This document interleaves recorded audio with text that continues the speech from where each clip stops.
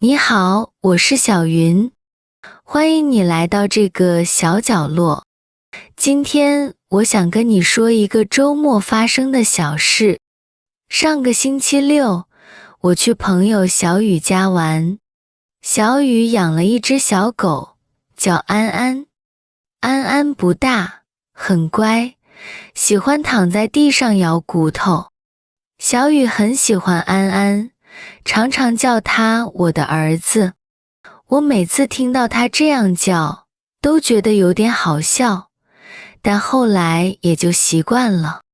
那天下午，我和小雨坐在客厅里聊天，桌子上有2杯水和一些水果，安安就躺在我们脚边，慢慢地咬骨头。窗外很亮，客厅里也很安静。大概4点多的时候，小雨的手机突然响了。他看了一眼屏幕，是一个不认识的号码。小雨平时很少接这种电话，可是那天他可能以为是快递或者外卖。他有点奇怪，但还是接了起来。喂，电话那边的人说得很急，声音很大。我听见了几句。你是安安的妈妈吗？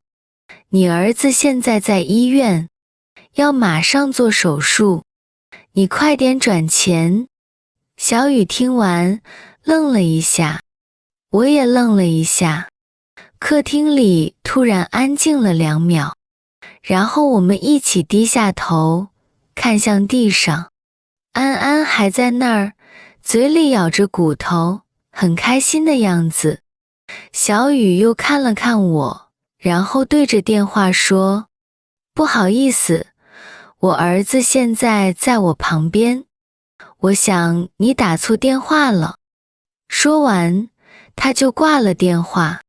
安安听到我们叫他的名字，抬起头看我们一眼，然后他又低下头，继续咬他的骨头。他完全不知道刚才发生了什么。我和小雨都笑了。小雨说，那个人打电话说我儿子出事了，可我儿子不是在这儿吗？我说，对啊，他哪儿也没去。小雨看了看手机，笑着把电话放在桌子上。他又低头看着安安说，你看，我儿子好好的。那天后来，我们继续聊天，安安还是躺在地上，慢慢地咬着他的骨头。电话没有再响过。